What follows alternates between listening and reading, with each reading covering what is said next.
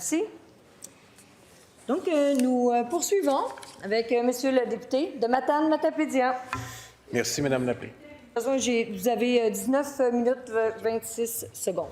Merci, Madame la Présidente. Pour une deuxième fois, je veux m'exprimer sur ce projet de loi et commencer par une quête de sens. Qu'est-ce qui fait en sorte que nous sommes réunis à cette heure si tardive dans un exercice qu'on appelle communément un bâillon, qui est une procédure spéciale? En plein milieu d'une session parlementaire, c'est très inhabituel.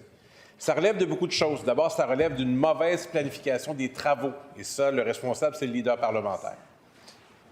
Il y a le budget. La date était assez connue. On décide que c'est maintenant qu'il faut faire ça et que ça presse. Donc, ça ne donne pas les meilleures conditions pour étudier un projet de loi de façon posée, avec toutes les étapes qui doivent être faites correctement, parce que l'essentiel de mon propos, c'est que tous les parlementaires qui siègent dans cette Chambre veulent être le plus fiers possible des travaux qui sont faits. Quels que soient nos arguments, on est pour, on est contre, on travaille ensemble, on améliore des projets de loi, on veut à la fin d'un projet de loi avoir l'objectif d'avoir donné sa pleine mesure, d'avoir informé ses collègues, d'avoir fait part d'interrogations, d'avoir fait des propositions qui sont parfois acceptées, que ce soit une œuvre collective ou le sentiment que, dans les dimensions qui sont celles d'un député, celle de législateur est pleinement réalisée à travers un projet de loi.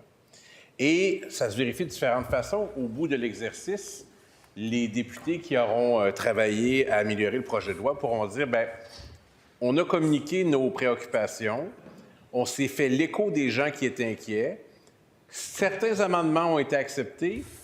Ça a été compliqué, mais on a fait ce qu'on avait à faire pour le mieux. La façon de le vérifier, c'est du côté du gouvernement. Est-ce que demain, dans la journée, les députés vont afficher une note, une photo, une vidéo sur leurs réseaux sociaux indiquant comment ils sont fiers de cette loi-là et qui, à telle enseigne, qu'ils veulent communiquer ce résultat à leurs concitoyens? Alors, cette nuit, par exemple, formule suggérée. Cette nuit, nous avons siégé et nous avons obligé l'Assemblée à adopter rapidement un projet de loi qui fait en sorte que des déchets toxiques, dangereux, américains, soient contre la volonté de la Ville de Blainville, stockés sur ce territoire. Et là, s'ouvre la discussion sur l'opportunité, oui, d'utiliser un tel exercice, une procédure accélérée, et de le faire tout court. Il n'y aurait pas un autre moyen. Et c'est là que la discussion peut s'amorcer aussi entre les citoyens et ceux qui ont contribué. Pourquoi on est ici? Quête de sens, encore une fois. Parce qu'une municipalité nous a demandé d'intervenir pour elle, avec les pouvoirs qui sont les nôtres. Des pouvoirs d'influence, des pouvoirs d'intervention. Ultimement, c'est le gouvernement qui décide, c'est le gouvernement qui est majoritaire, c'est l'exécutif qui décide. On connaît déjà l'issue. Mais on fait notre travail. Alors, les gens vont nous demander, bien, avez-vous communiqué nos inquiétudes? La Ville de Blainville, au premier chef, a décidé de se tourner vers plusieurs partis politiques en leur demandant, à tour de rôle, d'intervenir, de venir à Blainville, de comprendre les interrogations. Donc, la mairesse, le conseil municipal, mais les citoyens aussi. Il y a une pétition qui a été signée par pas mal de monde. Ensuite, il y a toutes les personnes qui sont éprises des pouvoirs municipaux. Les grandes fédérations municipales, que sont par exemple la Fédération québécoise des municipalités, qui défend des principes, par exemple l'autonomie municipale. C'est plus qu'un principe, c'est le fondement même de leur action. Donc, il faut qu'elles soient autonomes et que les décisions qu'elles prennent pour le bien-être de leur collectivité soient respectées. Dans ce cas-ci, ce n'est pas le cas. Alors, la Fédération québécoise des municipalités fait plus que mettre en garde le gouvernement. Elle lui dit, vous outrepassez un droit qui est fondamental. Et chaque fois que la ministre des Affaires municipales, que j'aperçois là-bas, s'adressera à eux, ils vont lui rappeler comment se fait-il que votre groupe parlementaire a outrepassé ce principe qui est si cher à nos yeux. Comment se fait-il? Vous avez été prévenu, de toute façon, vous connaissez ces règles. Et c'est un précédent qui crée jurisprudence qui n'est pas un précédent si positif.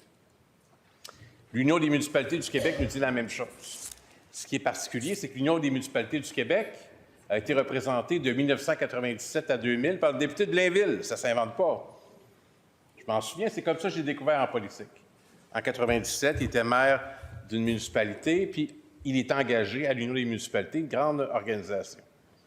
Le fondement même de son action, c'était, oui, l'autonomie municipale, mais j'ai lu tout à l'heure un extrait où il disait que toute situation où on peut négocier pour éviter un conflit puis trouver quelque chose d'acceptable, c'est la meilleure des formules. Il a raison. Si on était dans la vie civile, ce serait l'équivalent d'un procès qu'on a ici. Là, si on pouvait trouver une façon que, avec plus de temps, de trouver une façon que ça puisse convenir à la fois aux objectifs poursuivis par le gouvernement, que je ne conteste pas, mais que la ville de Blainville qui accueille le site, on serait gagnant. Et il semble qu'on peut le faire. Le BAT nous indique qu'on peut faire encore 30 ans. C'est quand même un espace important. Donc, ça implique que les parlementaires de cette législation peuvent y contribuer, faire ça correctement, parce qu'il y a des incidences sur l'écologie, sur la nature, sur la santé publique, sur l'aménagement du territoire. On est capable de faire ça. On a beaucoup de talents de tous les côtés de la Chambre, de gens qui ont des expertises, qui ont des préoccupations, et tout le monde est autant investi dans la volonté de bien faire les choses. Je suis convaincu de ça. Le problème que j'ai avec ce qui se passe, c'est que j'ai l'impression que les contacts entre l'entreprise et le gouvernement du Québec sont limités qu'à quelques personnes, que la décision a été prise, et une fois qu'elle a été prise, ordre de marche, ça va être telle date, on adopte ça, et puis ça va être un mauvais moment passé, mais on le fait. Je regrette que certains députés ne soient pas plus informés des raisons qui font en sorte que ça fonctionne, parce que je pense qu'on va les découvrir bientôt. Je le dis de façon préventive. Si on découvre bientôt un certain nombre de choses qu'on soupçonne, ça pourrait prendre un autre sens. Je vous dis que les députés, évidemment, je ne suis pas dans les caucus, mais ce n'est pas un enjeu comme les autres. Par exemple, si on a une procédure d'exception pour une organisation publique, bien évidemment, on la connaît bien, elle est assujettie à des modes de reddition de comptes. On va pouvoir rencontrer les dirigeants, on va pouvoir consulter des rapports annuels. Ça, on peut faire ça.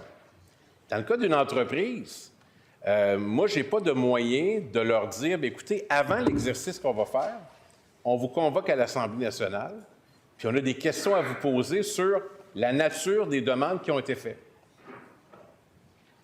Si je pouvais faire ça, je le ferais. Mais même si je voulais, plus les deux autres oppositions, on est minoritaire, donc ça n'arrivera pas.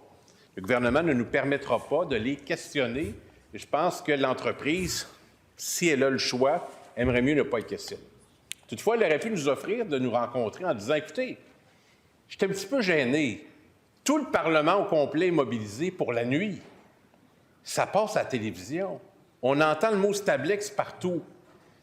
C'est un peu gênant. C'est sûr qu'on le veut, mais c'est un peu gênant. Bien, on vous offre, on va les rencontrer, puis non, c'est pas ça qui est arrivé. Alors, il y a du monde présentement qui écoute devant leur télé, leur ordinateur, peut-être même pas au Québec, puis qui se disent « C'est à quelle heure ça finit, ça? » 10 heures, parce que là, on organise. Là. Il y a la coupe d'arbres la semaine prochaine, puis il y a l'aménagement du territoire. C'est vraiment comme ça que ça se passe. Là. J'exagère pas. Surveiller ce qui va se passer des prochains jours sur le site. Donc, c'est pas pareil comme un enjeu habituel. Et il y a beaucoup de valeurs importantes là-dedans. Bien, la première, évidemment, la volonté d'une municipalité de faire les choses comme elle l'entend. C'est démocratique, une municipalité. Il y a des élus. Il y a une mairesse et des élus municipaux. Ils sont élus aux 4 ans. Il y aura une élection cet automne pour valider la popularité, la volonté des citoyens de reconduire des gens qui font cette bataille ou pas. Alors, il y a la reddition de comptes. Il y a les grands principes que j'ai évoqués de toutes les autres municipalités qui disent « Oh, c'est un précédent qui va pouvoir servir. » Puis on a vu, par exemple, ce que ça a donné en Montérégie pour Northvolt. Il y a eu le dossier Google également en Montérégie sur des terres agricoles. Je dirais que la taille de l'entreprise ou son importance justifie des mesures exceptionnelles. Pour moi, ce qui nécessiterait des mesures exceptionnelles, par exemple, c'est s'il y avait un site essentiel par sa configuration à l'établissement d'un hôpital, par exemple. Là, c'est autre chose. L'accès à une autoroute pour la fluidité, à des services, à vraiment un endroit stratégique pour un hôpital, par exemple, ou pour une école, ou pour un endroit spécialisé qui sert à la communauté, je dirais, oui, c'est pas pareil. C'est vraiment, moi, ça a fait 18 ans mercredi que je suis à l'Assemblée. Des cas avec une entreprise, il y en a peut-être eu d'autres, mais je n'ai pas souvenir de ça. C'est vraiment la crainte que ça crée un précédent, puis qu'il y a des gens qui ont des attentes, qui, à un moment donné, vont venir nous voir, nous, dans nos bureaux de circonscription, des entreprises que vous ne connaissez pas, mais que nous, on connaît, en disant, j'aimerais ça avoir ce site-là. Pourquoi? Bien, parce qu'il est intéressant, puis écrire ici des raisons que vous pouvez évoquer aujourd'hui, puis que vous n'aurez pas à justifier plus tard. C'est ça que ça risque de créer. Alors, j'émets de mon siège le souhait que le commissaire à l'éthique et à la déontologie, la commissaire à l'éthique et à la déontologie, si elle m'entend, si ce message se rend à elle, nous trace des lignes si ça arrivait. Alors, qu'est-ce qu'on dit à partir de maintenant? Je l'ai déjà fait dans d'autres domaines. Par exemple, quand quelqu'un nous demande d'intervenir sur du zonage agricole, c'est bien embêtant, c'est quasi judiciaire.